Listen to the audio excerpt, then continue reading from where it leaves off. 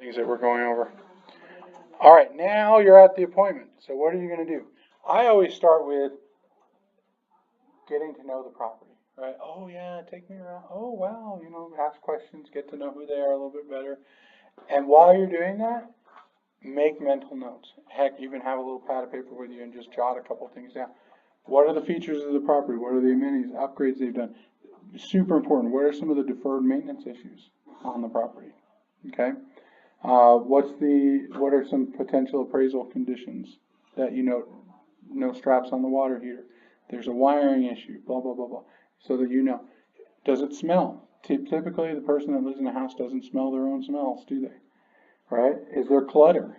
What do they need to do to get the house ready? And you're just storing that all. The first thing you're trying to do is just build that relationship with them and take notes of all this stuff about the property. At the right time, you're going to then go through and talk about each of those things. You're going to bring them up. But for now, you're soaking it all in, building that relationship, making them feel comfortable with you. And then, if you haven't already done so, hopefully you've already done this, but, either get further clarification or, what is it that, how bad do they need to sell? Because if they're in no rush, then you're going to have a listing that sits for a while. You went to an open house on one. Why are they selling? What do they need to do to get so that they can move on with their life?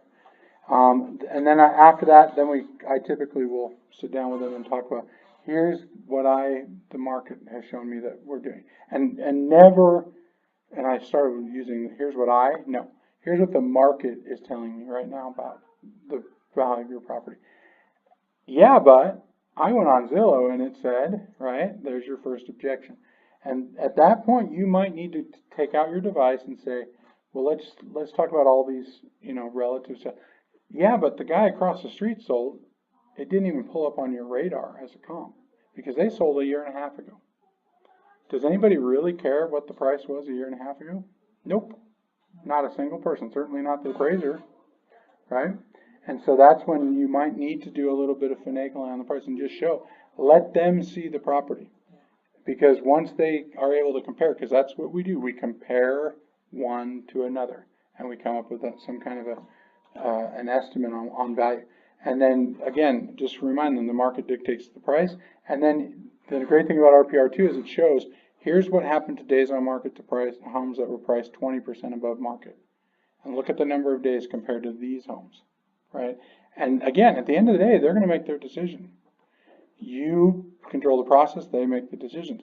So if you've given them all the data in the world and they still think that their house is magically worth $50,000 more than the neighborhood, what are you going to do?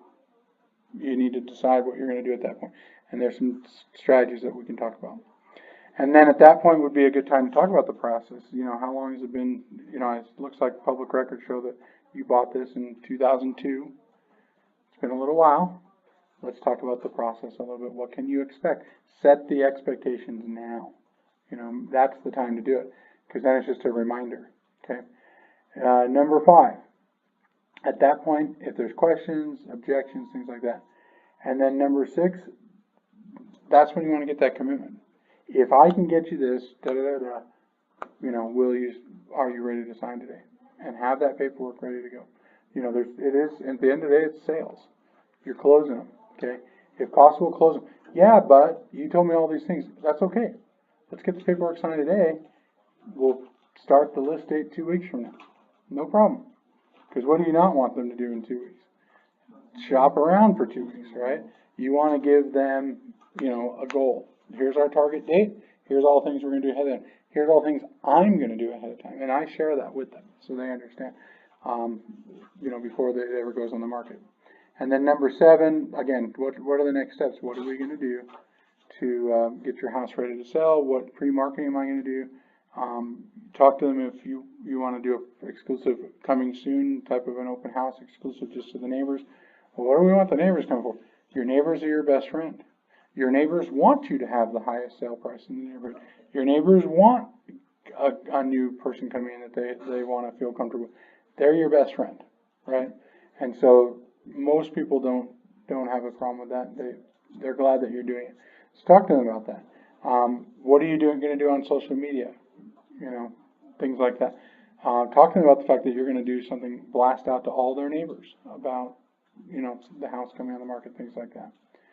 And then after that, it's time to get to work. Get the listing agreement down, get it signed by me or by Eric. Make sure you send a copy to the seller. Every once in a while you get that seller that wants hard copies of everything. Got to build that into your schedule. I got to run back to their house and drop it off. That's fine. But hopefully they'll accept a digital copy. Get that photo shoot ordered. Get a lockbox. Sometimes I'll bring a lockbox with me. Have one in my trunk. I'll have a sign in my trunk, ready to go. I'm pretty presumptive. I'm taking that listing. I don't go, I hope I get a listing today. I'm going to go sign up a listing today, right? And 90% of the time it happens. Sometimes it doesn't. So do you get do you buy the lockbox from GLBL? I've got a set, right? And I just grab the one that's there. I was actually paying somebody to install them for me, but it got to be too much, back and forth. So I'm still, if I bring it that day, I can just put it on right then and there. The signpost install, I still have my old company signs at the signpost install company in their warehouse. Every once in a while they call me and say, can you get rid of these? So I keep all my signs, and then I just, like I said, I just put it on the side of the house. And then when they go to put the signpost up, they put the sign. And then at the end of the listing, typically I have to go get my lockbox anyway. I snag the sign, take it with me, they take the lockbox. Are you going to do any print media? Obviously, if you're going to use digital, or not digital, but paper flyers and things like that to have in a brochure box or for open houses. Are you doing stuff on social media? Get a form from the title company so you can do those email blasts. Get the listing and up on an MLS, and then prepare for the open house. Okay, so I'm sure I missed something, but that in a nutshell is kind of the overview. Next part, what we'll do is we'll actually talk about a few more things in detail and answer questions. So, okay.